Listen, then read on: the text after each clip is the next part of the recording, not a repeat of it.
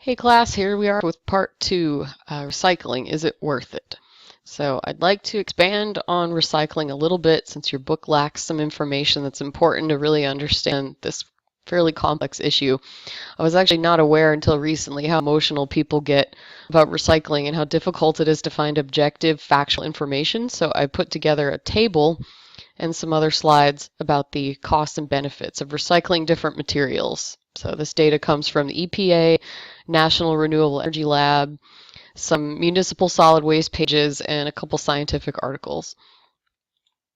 So first we'll look it over at a glance, the pros and cons. There's two pretty distinctive camps. Some say recycling's not worth it. Some say that it's very important.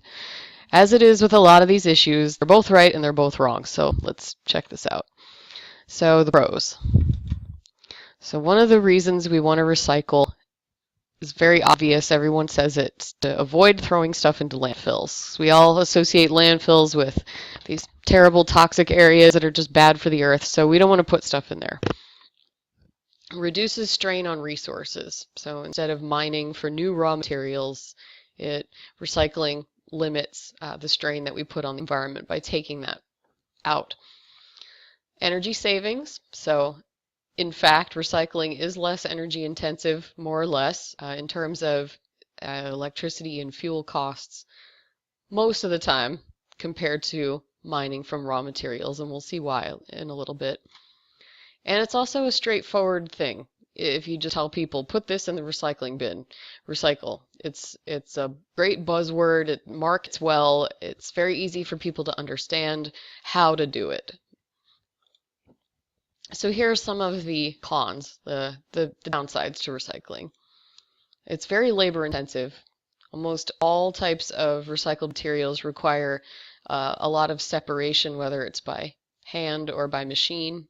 There's a lot of work involved, so it's really no different from any other manufacturing process in that way. Recycled products can sometimes cost more, which makes it economically inequitable.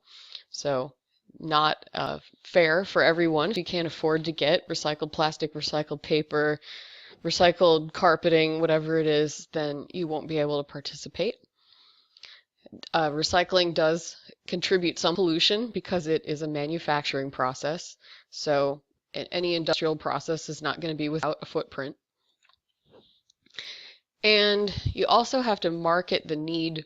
You have to market the products. So there needs to be a desire for the recycled material in the first place. So if there's no market for it, then you're not going to be able to do anything with it, even if you technically can physically recycle it.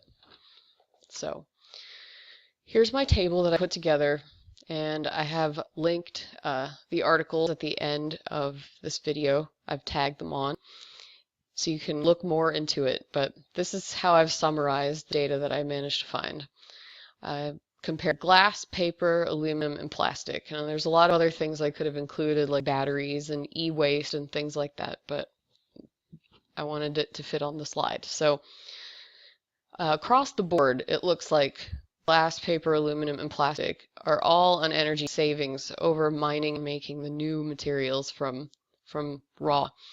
So glass is actually the least energy savings, only about 13%. Some estimates I saw were in the 20s and 30s, but these were all more or less from the same report, this Australian EPA report from 1990.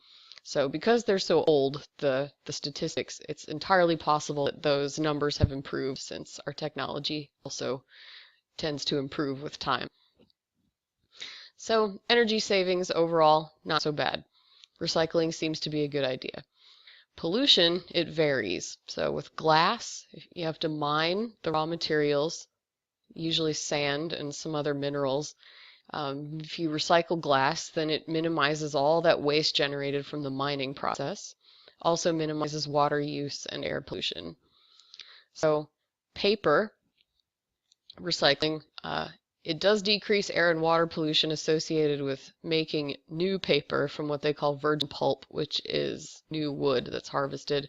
The downside to paper recycling is that there's this de-inking sludge, so paper is not all white.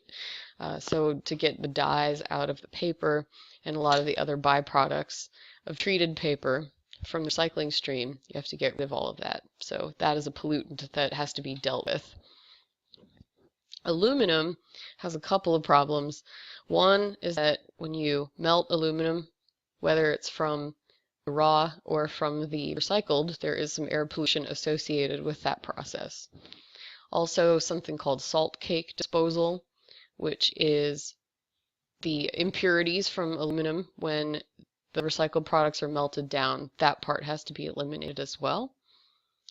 And plastic waste actually also causes some water pollution and water use issues because you have to wash the recycled plastic in addition to sorting it. So there's detergents and acids and things that are in that water that get dumped into streams sometimes. So, all right, so with glass and aluminum, the quality of the end product is typically retained, except for the cases where you can't really make a plane or a car out of recycled aluminum. You would have to use new aluminum for those parts.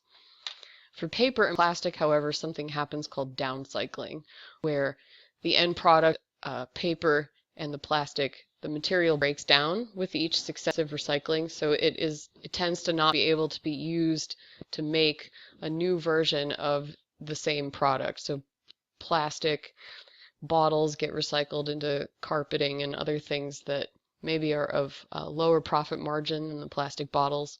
The company can't actually make more out of its old bottles. And then paper, you usually have to mix it with some virgin pulp to give it enough integrity. So with the raw materials, sand and trees tend to both be fairly abundant and renewable. Trees are often farmed for the exclusive purpose of making paper. However, bauxite, which is the mineral that aluminum comes from, and fossil fuels are limited resources. And then almost all recycling processes require some degree of separation. Aluminum is maybe the most minimal, and it's also profitable for the consumer to actually recycle aluminum and other metals. They can get money for those things. With plastic, separation is absolutely critical, and there's a lot of information out there. In the interest of time, I won't get into all of it, but that one, because there are so many kinds of plastic that have so many different functions, the cost associated with recycling plastic has a lot to do with the labor involved in separating the different types. Okay, so of course, closing points here. Effective recycling relies on effective sorting. So a vast majority of the cost goes into the labor and the equipment. Other economic factors include how close the consumer disposal location, homes, things like that, is to the actual facilities. In some cities, recycling plants are far away and it's more cost effective to just landfill the waste instead. Recycling can become less attractive as the price of raw materials like oil go down. Recycling plants have to buy or rent land for their facilities space, which varies greatly depending on the location. Landfill dumping fees exist, so simply throwing trash away is not free. So weighing out the cost comparison between recycling and landfilling can't really be generalized. It's location specific. There are financial and environmental costs associated with burning trash for energy recovery that have to be weighed against the alternatives. So, in conclusion, the cost of recycling different materials is also tied heavily to energy costs. So programs can be worthwhile, but only if the programs are run efficiently with sufficient public education, effective technology for sorting and processing, and also for cases where it's not practical to just reuse or reduce. So Americans actually recycle a fair bit, according to these EPA graphs from 2013. This first graph compares all the different materials and what % of the waste we recycle. Fortunately, Americans recycle almost 99% of the waste lead acid batteries, like car batteries, which is a great thing since they contain a lot of pollutants. Other examples, we recycle about half of all of our aluminum products, so 55%, something like that, and about 30% of our waste plastic, so pretty cool. The second graph actually shows that the amount and the percent of our waste stream that we recycle has gone up significantly since the 60s. We used to only recycle, around 10%, and now we're up to possibly around 34% overall. So good job, us. All right, so stay tuned for the next video, which explains on how to do your paper number 1, and I'll alert the class when it's posted. And also, if you manage to watch all the way through both videos, all the way to the end, please leave #ecoefficiency at the end of any short answer on the quiz for 1 extra point. Have a good one.